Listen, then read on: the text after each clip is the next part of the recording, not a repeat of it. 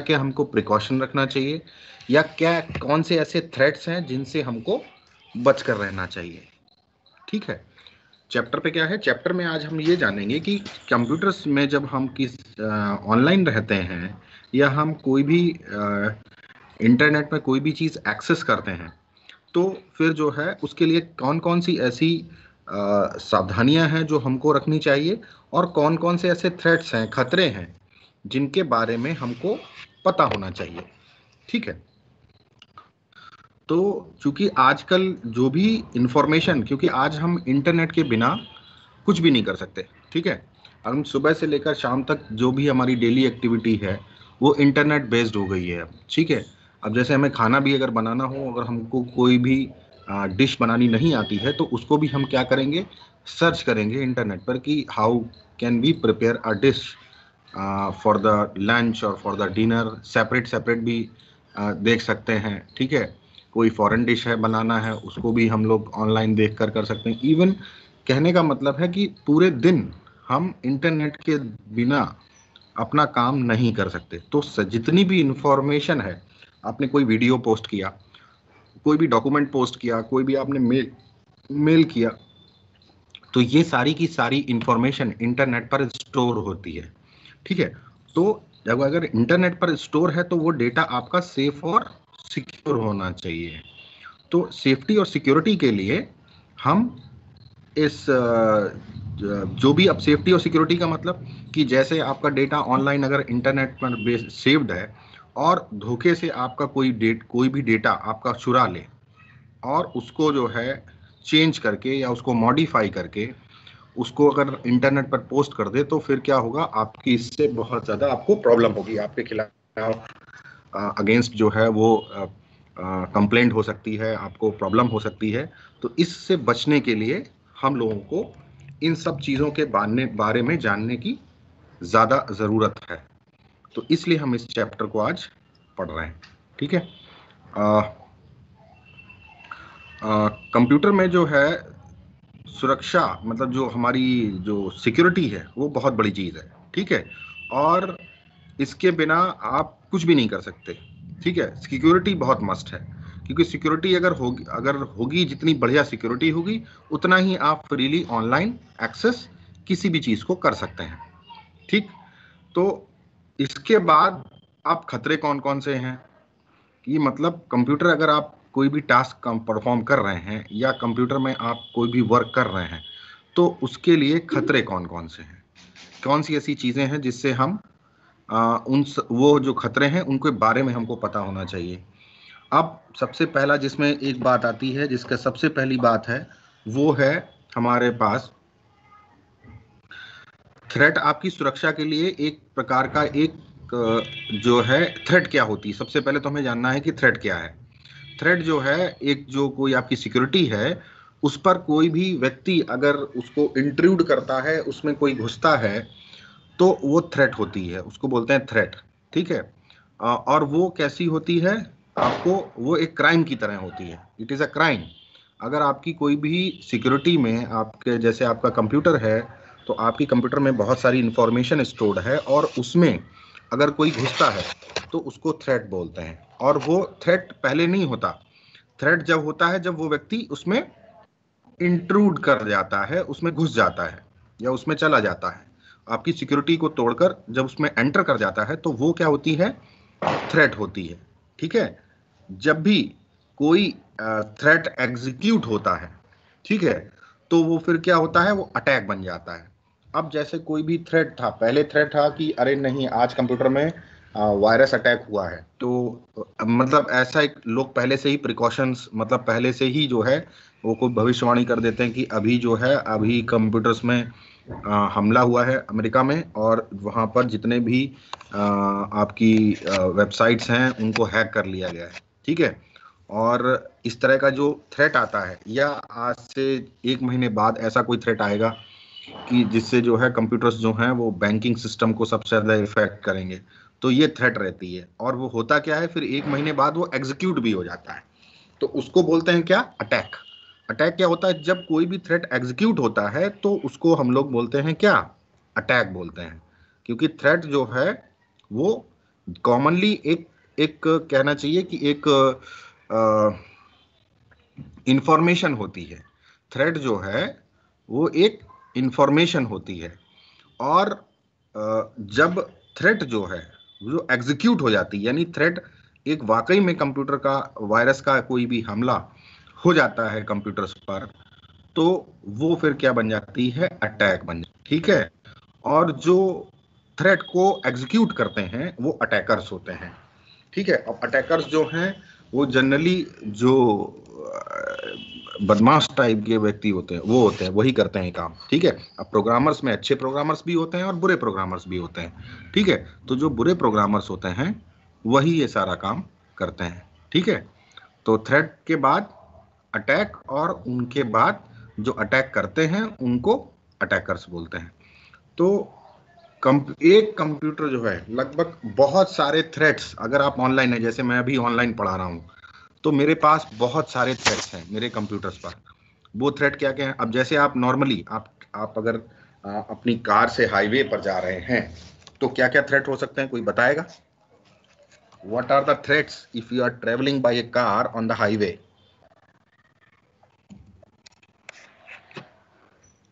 What are the common threats? कौन बताएगा,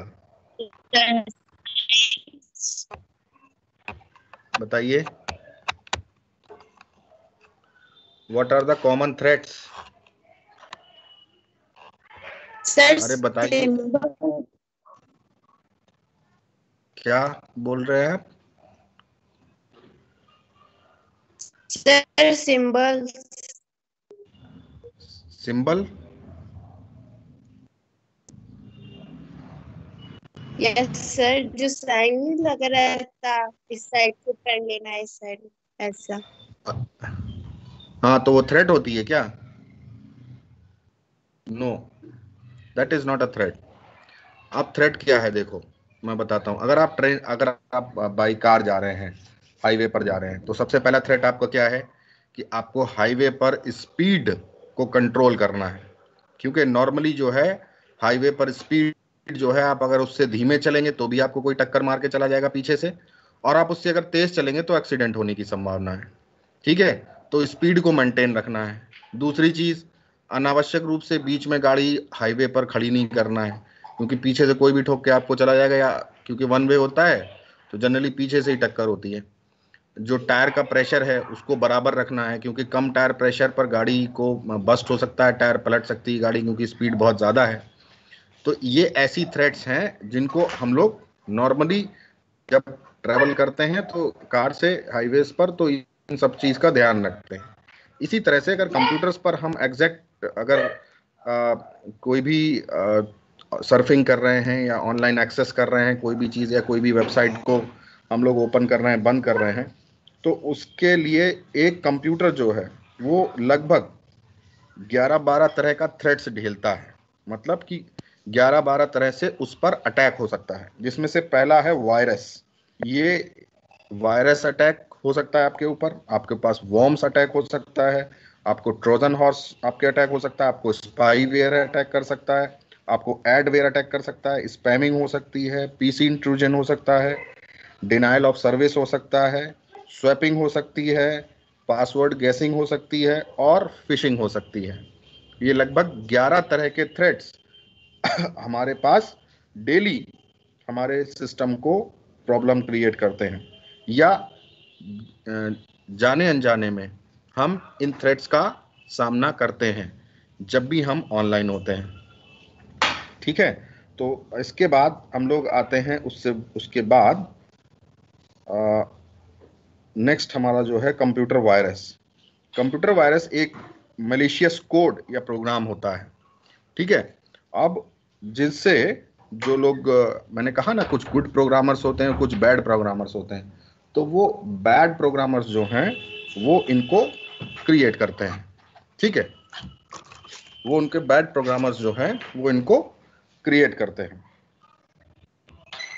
और वो क्या करते हैं, और वो किसी भी प्रकार का जो भी कंप्यूटर्स में आपका डेटा सेव है उसको डिलीट या डैमेज करने के लिए लिखे जाते हैं। यानी कंप्यूटर्स में जो वायरस होते हैं वो कंप्यूटर में जो डेटा आपका स्टोर्ड है, क्योंकि कंप्यूटर्स में जितने भी व्यक्ति ऑनलाइन हैं उन सबको थ्रेट होता है। अब एक बार में कितने लोग ऑनलाइन होते हैं, millions and trillions of people are online during this means internet world. So इन सबको ये खतरा होता है, और सबको खतरे में सबसे पहले क्या होता है कि या तो वो जो वायरस अटैक होगा तो वो क्या करेगा, या तो वो डेटा को डिलीट करेगा या आपकी फाइल्स को डैमेज करेगा। ठीक है। अब कंप्यूटर वायरस सॉफ्टवेयर के किसी भी कोने में अटैक कर सकता है। मतलब अगर आपने कंप्यूटर्स आपका ऑनलाइन है तो वो सॉफ्टवेयर कंप्यूटर्स के किसी भी कोने में, मतलब वो बूट सेक्टर वायरस में जाके आपको अटैक कर सकता है। यानी सिस्टम की जब बूटिंग करते हैं, बूटिंग का मतलब होता है जब भी आप सिस्टम को एक ऑन करते हैं, एक पावर बटन प्रेस करते हैं, पावर बटन प्रेस करते ही उसमें कुछ प्रोसेस स्टार्ट होता है और उसके बाद आपका विंडो आता है। तो वो जो पावर ऑन से लेकर विंडो आने तक का जो बीच का जो प्रोसेस है उसको हम लोग बूटिंग बोलते हैं। तो वो बूट सेक्टर वायरस बूट पर जाके आपके सिस्टम पर अटैक कर देगा, और उससे क्या होगा, अटैक करने पर वो सिस्टम बार बार बूट होता रहेगा, आप विंडो तक नहीं पहुंच पाते हैं। ठीक है। तो ये बूट सेक्टर वायरस पर भी जाके अटैक कर देता है। उसके अलावा आपकी फाइल्स को करप्ट कर सकता है। ठीक है। आपके ऑपरेटिंग सिस्टम को करप्ट कर सकता है, ऑपरेटिंग सिस्टम आपका ओपन ही नहीं होगा। ठीक है। और जो सिस्टम एरियाज हैं, यानी कोई भी आपका प्रिंटर है जैसे इंस्टॉल कर रखा है, तो प्रिंटर का जो सॉफ्टवेयर है उसको करप्ट कर देगा। प्रिंटर आप प्रिंट कमांड देंगे, प्रिंट ही नहीं होगा। या आपकी फाइल्स जो है वो करप्ट कर देगा। एप्लीकेशन प्रोग्राम्स हैं उनको डिस्टर्ब कर देगा। आप वीडियो प्लेयर चला रहे होंगे तो वीडियो प्लेयर ही नहीं चलेगा। तो इस तरह से ये सिस्टम्स में प्रॉब्लम क्रिएट करना शुरू कर देता है। और वायरस के दो अन्य प्रोग्राम्स जो होते हैं, यानी वायरस भी दो तरह का होता है, जिसमें से एक होता है वॉर्म्स और दूसरा होता है Trojan horses. It is a type of viruses. Worms क्या होता है, वॉर्म्स एक सॉफ्टवेयर होता है, एक ऐसा प्रोग्राम होता है जो अपनी ही कॉपी बनाता चला जाता है। ठीक है। अभी पता लगा कि आपके सिस्टम में 20 GB मेमोरी स्टोरेज था और आपके सिस्टम पर वॉर्म्स अटैक हो गया, तो वो क्या करेगा, वॉर्म्स जो है अपनी कॉपी बनाता चला जाएगा, बनाता चला जाएगा, और तब तक बनाएगा जब तक कि आपकी पूरी डिस्क जो है वो फुल नहीं हो जाती। अब जैसे मेमोरी में आपके अभी अभी आपने देखा थोड़ी देर पहले कि मेमोरी में अभी जो है 20 GB जो स्टोरेज था, और जैसे ही वो 20 GB स्टोरेज, जैसे ही बॉम्ब्स का अटैक हुआ तो वो क्या कर दी, पूरी 20 GB स्टोरेज को उसने कुछ ही मिनट में फुल कर दिया। वो क्या करता है कि अपनी कॉपी को एक कॉपी आपके सिस्टम पर आ गई, और फिर वो क्या करता है, उसी की कॉपी ऑटोमेटिकली बनती चली जाती हैं, थाउजेंड्स ऑफ फाइल उसकी क्रिएट हो जाएंगी ऑटोमेटिक। और वो क्या होगा, पूरी की पूरी मेमोरी आपकी डिस्क स्पेस जो है वो पूरी फुल हो जाएगी। पता लगा आप कोई भी डेटा सेव कर रहे हैं तो वो सेव नहीं हो रहा, तो उसको बोलते हैं वॉर्म्स। वॉर्म्स क्या है, वॉर्म्स एक सॉफ्टवेयर है जो कि sorry, worm is a program that replicates its copy and the disk space is full and it creates the space disk full। एक ये सेल्फ रेप्लिकेट होता है, एक तो अपने आप चलता है और अपनी कॉपी को पर्सनली स्वयं बनाता चलता है ये, और ये क्या करता है, मेमोरी और डिस्क स्पेस को फुल कर देता है। दूसरा होता है ट्रोजन हॉर्स। ये एक ऐसा प्रोग्राम होता है जो कि एक यूटिलिटी प्रोग्राम या टेक्स्ट फाइल के रूप में आता है आपके पास। ठीक है। और ये फाइल को डिलीट करने या उनको डैमेज करने में काम में आता है। अब क्या करता है, जैसे ट्रोजन हॉर्स के बारे में आपने कहानी सुनी होगी पहले। एक इटली और शायद एक और कोई कंट्री था जिनके बीच में एक बैटल हुआ था, और उस बैटल में वो जीत नहीं पा रहे थे। कंट्री थी, उसका नाम नहीं याद आ रहा, वो उसको जीत नहीं पा रही थी। तो उसने क्या किया कि एक लकड़ी का एक बहुत बड़ा हॉर्स बनवाया, और उसके पेट में जो है बहुत सारे जो सोल्जर्स थे उनको बिठा दिया, और उसको उसके गेट के, दूसरी कंट्री के गेट के सामने उसको खड़ा कर दिया। तो उन्होंने जब गेट खोला तो उन्होंने देखा बड़ा सुंदर घोड़ा है ये, और उसको जो है, उस घोड़े को वो क्योंकि लकड़ी का था तो उसको खींच के वो अंदर ले गए। उन्होंने उसको देखा और रात में भी जब सो गए तो रात में उसके पेट में से जो सैनिक निकले, सोल्जर्स निकले, और उन्होंने पूरे उसको कंट्री को, एम्पायर पूरा कंट्री को उन्होंने कैप्चर कर लिया इस तरह से। तो ये वहीं से इसका नाम पड़ा है ट्रोजन हॉर्स। ये सुना है आप लोगों ने, इस कहानी को सुना है कभी? No sir.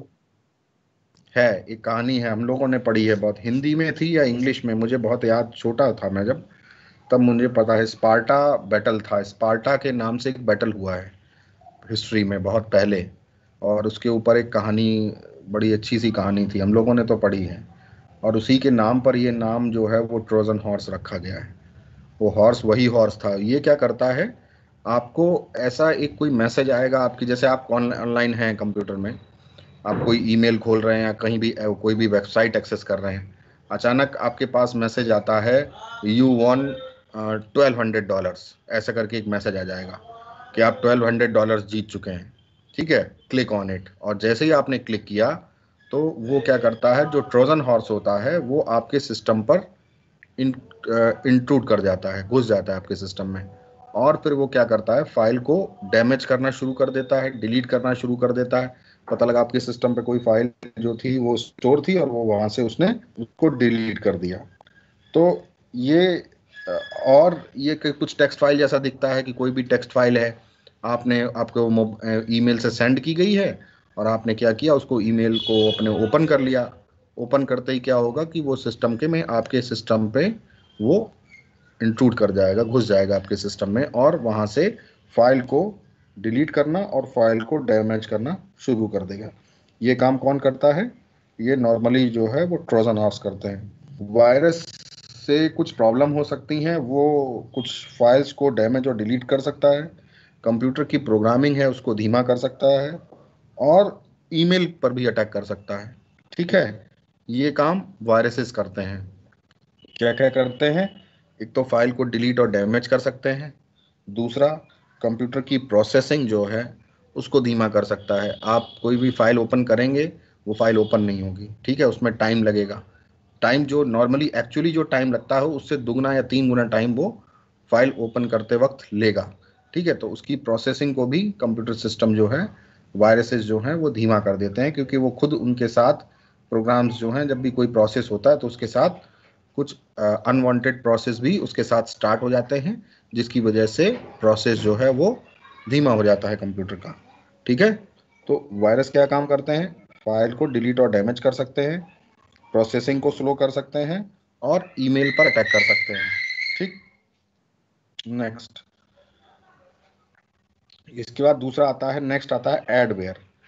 एडवेयर भी प्रोग्राम होते हैं जो कि आपके कंप्यूटर को अनचाहे विज्ञापन दिखाते हैं, आपको एड्स आते हैं। ठीक है, आपने कोई भी वेबसाइट खोली, साथ में एक ऐड आ गया, और तो जो एडवेयर्स होते हैं ये भी क्या करते हैं, प्रोसेसिंग को, स्पीड को कम कर देते हैं।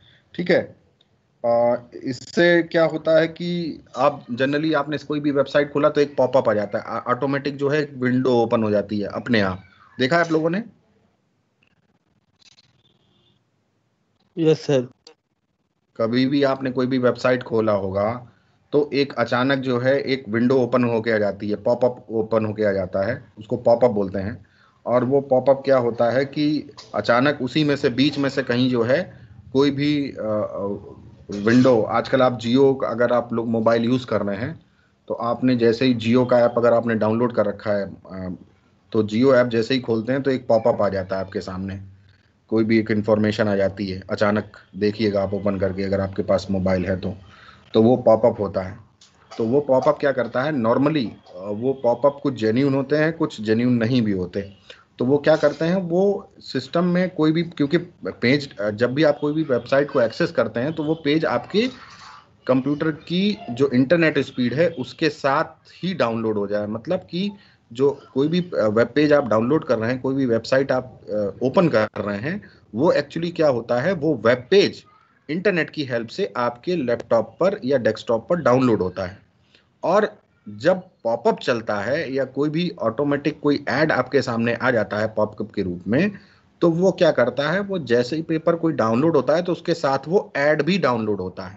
और जबकि ऐड की आपको जरूरत नहीं है, आपको जरूरत किसकी है, वेबसाइट की जरूरत है, आपको ऐड की जरूरत नहीं है, आपको ऐड नहीं देखना चाहते, लेकिन वो ऐड आपके सामने ऑटोमेटिकली प्रेजेंट हो जाता है। तो वो ऐड आता कहाँ से, उसी के साथ आता है, जो आप वेबसाइट डाउनलोड कर रहे हैं।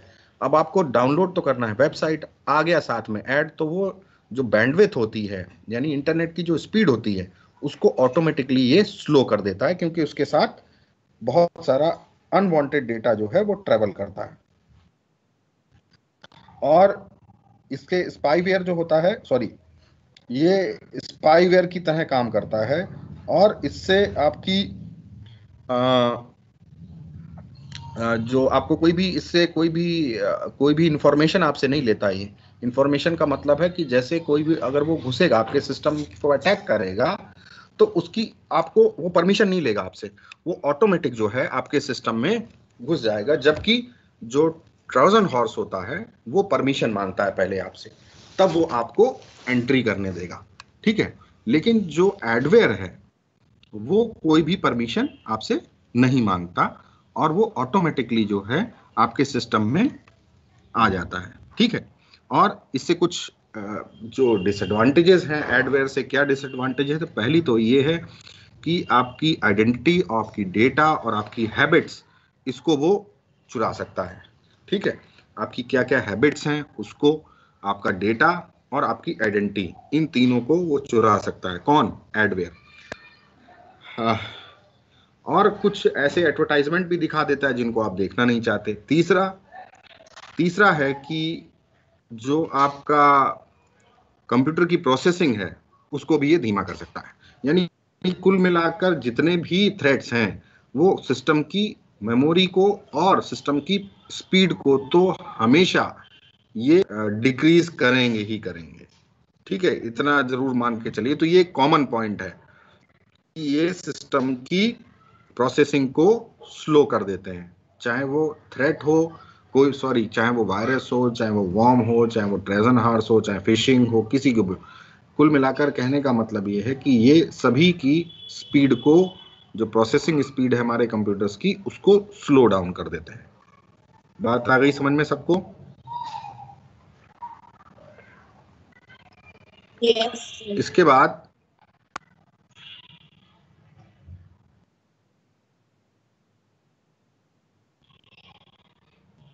अब आते हैं स्पाईवेयर।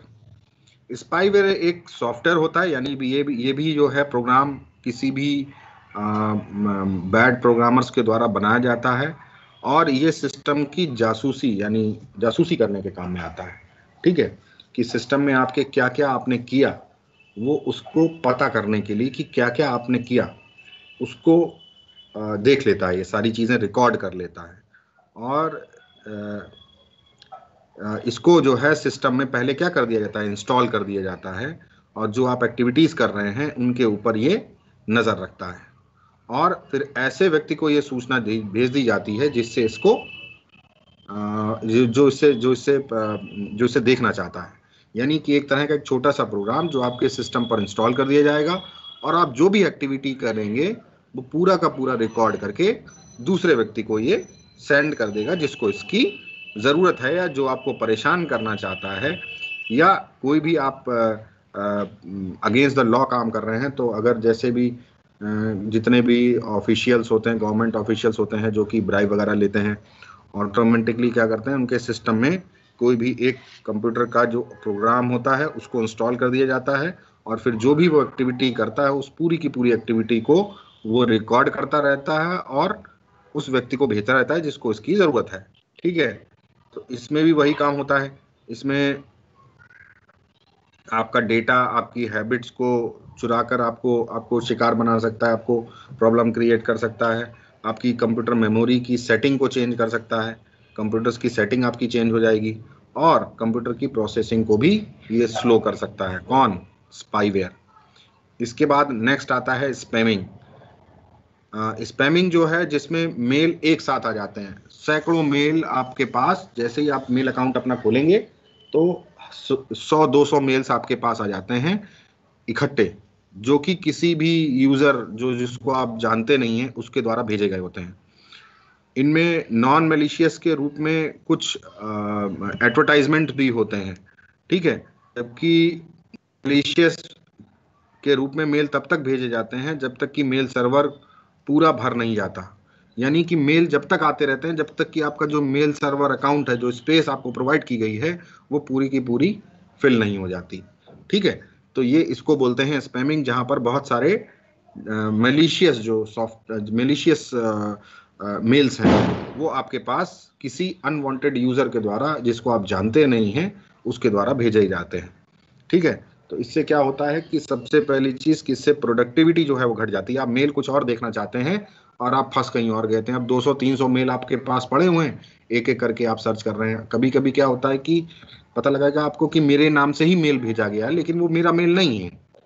ऐसा लगेगा आपको कभी कभी कि आलोक सर ने कोई मेल भेजा है हमको, लेकिन वो मैंने नहीं भेजा होता है, वो किसी दूसरे व्यक्ति ने भेजा होता है। तो ऐसे समय पर आप जो मेलर, जो मेल जिसने किया है, उसका मेल आईडी जरूर चेक करें कि ये किस व्यक्ति के द्वारा भेजा गया है, क्योंकि कोई भी व्यक्ति जो मेल करता है उसकी मेल आईडी उसमें इंक्लूड होती है।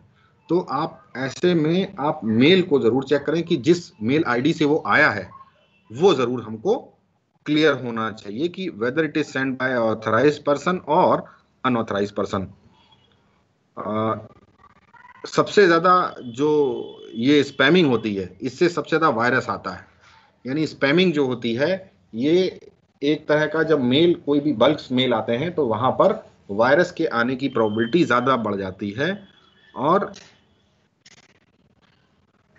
कुछ ऐसे मैसेज भी होते हैं जो कि आपको प्रॉब्लम क्रिएट कर सकते हैं। इस तरह के मैसेज होते हैं, ठीक है, कि आज जो है इतनी डेथ्स होनी है, इतने मर्डर्स होने हैं आज, इस तरह की मेल जो आपको प्रॉब्लम क्रिएट कर सकते हैं। ठीक है, तो कभी कभी इस तरह के भी भड़काऊ भाषण जैसे होते हैं, वो भी लोगों के द्वारा स्पैमिंग के थ्रू ही आप उसको सेंड किया जाता है।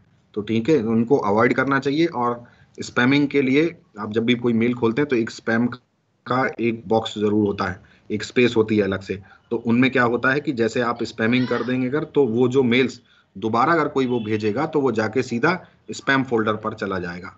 ठीक है, मेन फोल्डर पर आपका नहीं रहेगा, वो कहाँ पर चला जाएगा, स्पैमिंग में चला जाएगा। और स्पैमिंग में होने से क्या होगा कि वो फिर आपको जरूरत नहीं होगी कि वो आपको उसको ओपन करने की, और जो नॉर्मल मेल्स होंगे तो वो आपके इनबॉक्स में आपको दिखा देगा। स्पैम का अलग बॉक्स होता है और जो इनबॉक्स होता है वो अलग होता है। ठीक है, तो जब स्पैम में चला जाएगा तो उसको आपको देखने की जरूरत नहीं पड़ती है। ठीक है, तो ये हो गई स्पैमिंग। दूसरा आता है, तीसरा जो हमारा नेक्स्ट है वो है पीसी इंट्रूजन। जितने भी कंप्यूटर सिस्टम आपके नेटवर्क से जुड़े हुए हैं, कंप्यूटर से जुड़े हुए हैं, उनमें हमेशा हैक होने की संभावना उनकी होती है कि वो सिस्टम को हैक हो सकता है। और ये हैकिंग जो है वो हैकर्स के द्वारा कंटिन्यू जारी रह सकती है। ठीक है, हैकर्स जो है लगातार सिस्टम्स को हैक करने में प्रोग्रेस करते रहते हैं। वो काम पूरे पूरे दिन वो काम करते हैं अपने पर्सनल फायदे के लिए। ठीक है, इसमें कुछ विशेष तरह के पीसी इंट्रूजन होता है। जब से पहले है स्वीपर अटैक। यह हैकर्स के द्वारा प्रयोग किए जाने वाला एक प्रोग्राम है जो सिस्टम में डेटा को डिलीट कर देता है। ठीक है, ये हैकर जो हैं वो प्रोग्राम को बनाते हैं और आपके सिस्टम पर जो डेटा स्टोर्ड है उनको ये क्या कर देते हैं, उनको ये डिलीट कर देते हैं। जो डेटा आपके सिस्टम में स्टोर होगा वो हैकर्स के द्वारा एक ऐसा मैसेज आएगा या ऐसा अटैक होगा आपके ऊपर कि आपके मोबाइल्स में, या जो मोबाइल नहीं सॉरी जो कंप्यूटर है, जो डेटा उसमें स्टोर्ड है, उनको क्या करेगा ये, उनको स्टोर करने के बाद उसको जो है वो उसको डिलीट कर देगा। सारी की सारी फाइल्स जो आपके सिस्टम में स्टोर्ड हैं उनको सबको ये डिलीट करके और आपके सिस्टम से बाहर कर देगा। और जब भी कभी आप प्रोग्राम को सर्च करेंगे, उस फाइल को सर्च करेंगे, तो वो फाइल्स उस सिस्टम पर मौजूद नहीं होगी, क्योंकि वो जो आपका पीसी इंट्रूजन हुआ उसके थ्रू आपको वो फाइल्स जो है वो डिलीट कर दी गई। ठीक है, आ गई बात समझ में?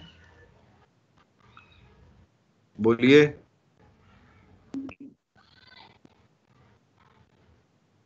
Yes sir. Yes sir. Yes sir. मेरी आवाज आ रही है सबको? Yes Abu sir. बकर, आपको आवाज आ रही है सबको मेरी? ओके। यस सर, आ रही है।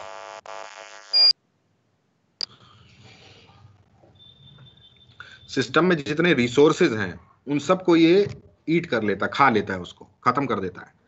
ठीक है, तो इसको बोलते हैं। दूसरा होता है डिनायल ऑफ सर्विसेज, यानी आपके जितने भी रिसोर्सेज हैं सिस्टम में, प्रिंटर का सॉफ्टवेयर है ना, आपका कोई भी पेन ड्राइव का सॉफ्टवेयर है, आपका कोई भी और एक्सेस आप कर रहे हैं, इन सब के ड्राइवर्स को ये क्या कर देता है, अनइंस्टॉल कर देता है। ठीक है, तो आप कोई भी सिस्टम में कोई भी चीज को एक्सेस नहीं कर सकते, ना तो प्रिंटर आपका काम करेगा, ना स्कैनर आपका काम करेगा, आपने कोई पेन ड्राइव लगाया वो भी काम नहीं करेगी। तो ये सभी रिसोर्सेज को खत्म कर देता है। पासवर्ड गेसिंग, पीसी इंट्रूजन में पासवर्ड गेसिंग भी आती है। हैकर्स जो है आपके अकाउंट के पासवर्ड्स को एज्यूम कर सकता है कि हाँ इसका ये पासवर्ड होगा, और जो रिमोट सिस्टम है, आपके जो दूर बैठा व्यक्ति है, वो वहीं से बैठे बैठे आपका जो पासवर्ड होगा उसको गैस करके आपके सिस्टम पर इंट्रूड कर जाएगा, और पता लगा कि आपके सिस्टम में ही 2 व्यक्ति काम कर रहे हैं, आपको पता ही नहीं है, आपको ऐसा लगेगा कि केवल हम ही काम कर रहे हैं, लेकिन वो क्या करेगा, आपके सिस्टम का पासवर्ड आईडी हैक कर लेगा, और फिर उससे क्या करेगा, जब वो आप सिस्टम पे काम करना बंद कर देंगे तो वो आपके सिस्टम को वापस चालू करके आपके सिस्टम पर वो काम करके फिर से वापस बंद कर देगा, जब तक आप उस पर ऑनलाइन रहते हैं। उसके बाद जैसे ही आप ऑफलाइन होते हैं तुरंत वो सिस्टम में जुड़ेगा, और जुड़ने के बाद उस सिस्टम पर काम करके फिर आपको वापस सिस्टम को शट डाउन कर देगा। आपको पता ही नहीं लगेगा कि कोई भी दूसरा व्यक्ति भी आपके सिस्टम पर काम कर रहा है। इसको बोलते हैं पीसी इंट्रूजन। इसके बाद एबस ड्रॉपिंग और फिशिंग और फार्मिंग, ये क्या होता है?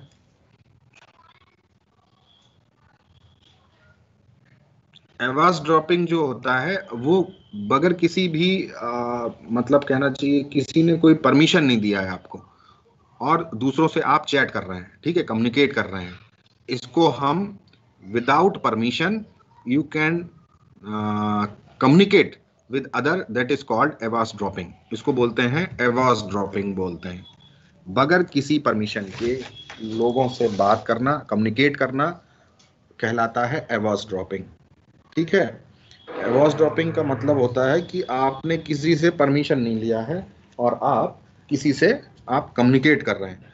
ठीक, इस प्रकार के अटैक में आप मेल चैट इत्यादि जो है वो आपके ऊपर, उसके ऊपर आपको निगरानी रखी जाती है। ठीक है, एवास ड्रॉपिंग जब होती है तो क्या होता है, आपकी जो मेल है और आपकी जो चैट है उस पर ये क्या करते हैं, अटैक कर देते हैं। और इससे क्या होता है कि जो आपकी जो भी जितनी भी मेल्स आई हुई हैं, जो भी चैटिंग है, वो ये क्या कर लेता है, सेव कर लेता है अपने पास। और उससे क्या होता है कि जब समय आने पर वो उसको आपको थ्रेट के रूप में आपके ऊपर इस्तेमाल कर सकता है।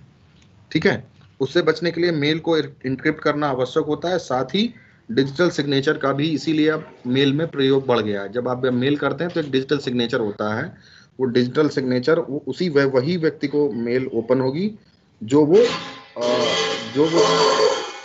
जब भी वो सिग्नेचर करेगा तभी वो मेल ओपन होगी, अदरवाइज वो मेल ओपन नहीं होगी। अगर किसी ने आपका इंटरनेट खोल भी लिया है तो वो उस मेल को नहीं पढ़ सकता। और इसीलिए हम एबॉस ड्रॉपिंग जब होती है तो वहाँ पर डिजिटल सिग्नेचर बहुत काम में आता है। या मेल को आप इनक्रिप्ट कर दीजिए तो वो फिर मेल जो है वो फिर आपका जो जो मेल आईडी है और जो भी है वो सब इनक्रिप्ट हो जाता है और कोई भी उसको फिर पढ़ नहीं सकता है। ठीक, दूसरा है फिशिंग और फार्मिंग। फिशिंग जो है वो एक ऐसा कहना चाहिए एक इंट्रूडर होता है जो कि मेल या वेबसाइट, ऐसा मेल आपको भेजेगा जो एकदम ऑथेंटिक होती है। ठीक है, अब जैसे लगेगा कि मैंने ही आपको मेल भेजा है, ठीक है, लेकिन वो मेरा नहीं होगा, तो उसको बोलते हैं क्या, फिशिंग बोलते हैं। और ऐसा करके वो आपके पर्सनल डेटा को चुरा सकता है। ठीक है, तो उसको बोलते हैं हम लोग फिशिंग। मतलब फिशिंग का मतलब होता है कि जैसे उसने कोई भी आपको मेल भेजा, ठीक है, अब उसमें लगा है कि अच्छा आप लोग जो हैं कल 1,000 रुपये लेके स्कूल आ जाएं और आपको स्कूल में ये चार्ज बढ़ रहा है, और वो पता लगा कि मेल मेरे थ्रू मैंने भेजा है। ऐसा लगेगा आपको कि आलोक सर ने कोई मेल भेजा है, जबकि वो भेज कौन रहा होता है, कोई दूसरा व्यक्ति भेज रहा होता है। तो उसके लिए क्या होता है, वो मेल जो है आपको पता लगेगा तो क्या होगा, लोग पैसे लेकर आ जाएंगे और वो क्या करेंगे, फिर अनावश्यक रूप से एक प्रॉब्लम क्रिएट हो जाएगी। ठीक, तो ऐसे डेटा को ऐसे चीज़ों को फिशिंग बोलते हैं, ठीक। और ऐसा करके वो क्या करेगा, आपके पर्सनल डेटा को हैक कर सकता है, चुरा सकता है, आप उसको मिसयूज कर सकता है, ठीक है। तो इसको बोलते हैं फिशिंग। और फार्मिंग, फार्मिंग एक ऐसा अटैक है जिसमें वेबसाइट के ट्रैफिक को किसी भी फर्जी वेबसाइट की ओर रिडायरेक्ट कर देता है, ठीक है। जैसे कि आपकी जो वेबसाइट है उसको कोई भी आप कोई भी वेबसाइट खोले हुए हैं तो वो वेबसाइट वहां पर ना जाकर किसी दूसरी जगह पर ट्रांसफर हो जाएगी, ठीक है। उसको बोलते हैं फार्मिंग, ठीक। आपने कोई भी वेबसाइट खोला तो वो वेबसाइट ना खुल के कोई दूसरी वेबसाइट ओपन होने लग गई, तो फिर आप क्या करते हैं, उसको बंद करते हैं और फिर अपनी जिस वेबसाइट को आप ओपन करना चाहते हैं उस पर फिर जाते हैं। तो नॉर्मली इसको हम लोग क्या बोलते हैं, फार्मिंग बोलते हैं, ठीक है।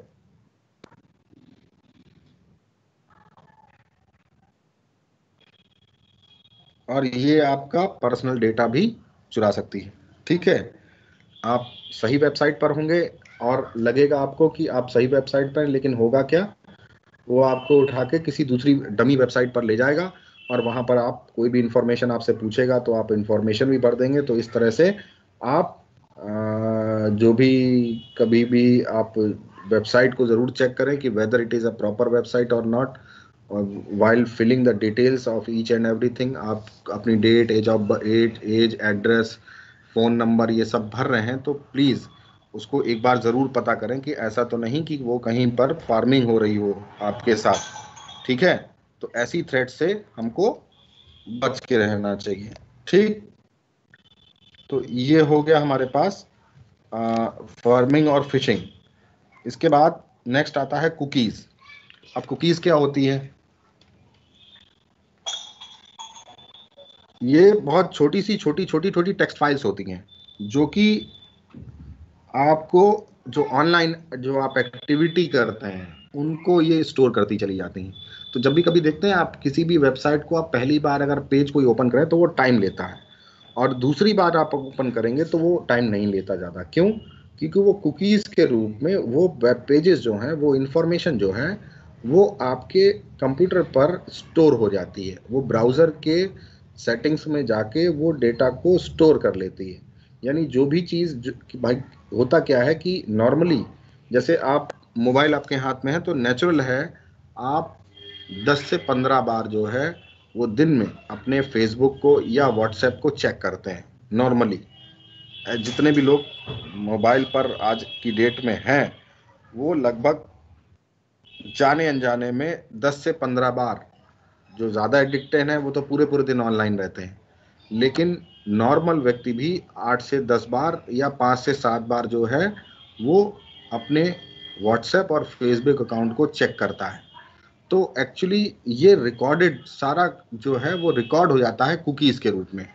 यानी आपको किस पेज पर जाना है, कौन सा पेज आपको बार बार ओपन करना है, किस ऐप को बार बार ओपन करना है, ये सारा का सारा रिकॉर्ड हो जाता है कुकीज़ के फॉर्म में। और कुकीज़ के फॉर्म में होने पर क्या होता है, कुकीज़ के फॉर्म में होने पर क्या होता है कि वो पेज जो है वो स्टोर हो जाता है। और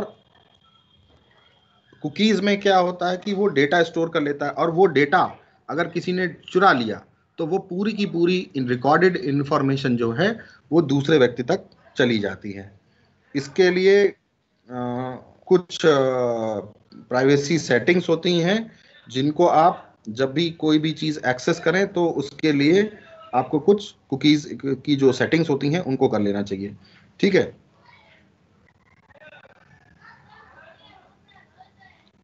चलिए इसको हम कल कराएंगे अब, ठीक है।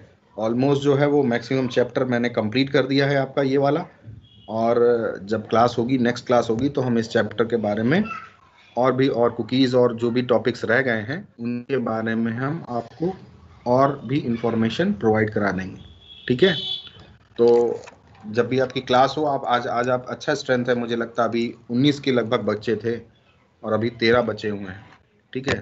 तो लगभग 40-45 students are enrolled and only few are coming, so that will be a problem for the students। मैं आपको बता दूं, दिक्कत आएगी, आपको ज़रूर आएगी। मैं आज नहीं कह रहा हूँ, आज नहीं तो अगले 1 साल के बाद आप खुद देखिएगा। अगले साल हम जब 2021 में जब बैठे होंगे और बात कर रहे होंगे तो निश्चित है आपको प्रॉब्लम पता लगेगी कि हमने कहाँ गलती कर दी। जिन बच्चों ने अभी भी रेगुलर क्लास लेना शुरू नहीं किया है, या जो लोग कोचिंग भी कर पढ़ रहे हैं, ठीक है, और वो अगर सीरियस नहीं हुए स्टडीज के अगेंस्ट, तो ये मान के चलो कि आपका निश्चित है आपके मार्क्स जो हैं वो खराब हो जाने हैं। और मार्कशीट जो है वो हालांकि बहुत बड़ी चीज़ नहीं होती, लेकिन वो एक आइडेंटिटी होती है कि स्टूडेंट की मार्कशीट। और आइडेंटिटी अगर आपकी गड़बड़ हो गई, आइडेंटिटी आपकी अगर खराब हो गई, तो पहला इंप्रेशन आप खो देंगे। जो आपका पहला इंप्रेशन पड़ता है लोगों के ऊपर, वो इंप्रेशन आपका खराब हो जाएगा, ठीक है। तो उसको खराब ना करने के लिए आपको कम से कम 5 से 6 घंटे घर में सारे सब्जेक्ट्स को पढ़ना पड़ेगा, मेहनत करनी पड़ेगी। नहीं तो ये आप मान के अगर चलिए कि जो आपने 10th में मेहनत की, उसकी अगर आपने दुगनी मेहनत नहीं करी, तो जो परसेंटेज आप 10th में लिए बैठे हैं उसका 1/3 आपके मार्क्स आ जाएंगे। ये मान के चलिए, आप अगर आप 70% आपके हैं, तो ये मान के चलिए कि आप 35 पर जाकर बचेंगे, 35 पर, ठीक है। पास बार होंगे केवल, ये बात ध्यान रखिएगा। क्योंकि मैं बार बार बोल रहा हूँ कि 10th और 12th के सिलेबस में 10th और 12th की कॉपी चेक होती है, उसके माइंडसेट में, एग्जामिनर के माइंडसेट में बहुत सारी चीज़ें रहती हैं पहले से। और 10th में लगभग सभी स्टूडेंट्स को पास कर दिया जाता है, लेकिन 12th में ऐसा नहीं होता। क्योंकि आप स्कूल का ही रिजल्ट उठा के देख लीजिए, स्कूल का रिजल्ट जो है वो एवरी ईयर क्लास 10th का 98%, 99% रहता है 10th का, और वही 12th का आके 56, 57, 58, 60, 65, इससे ज़्यादा नहीं रहता। यानी 100 में से 40 बच्चे या तो कंपार्टमेंट होते हैं और या फेल होते हैं, ठीक है। तो बहुत ध्यान से, बहुत आराम से, बहुत समझदारी के साथ डेली पढ़ते जाना है और अपना काम करते जाना है, ठीक है। So till then, bye bye everyone. Thank you, sir. Okay. Thank you, sir. Okay, beta.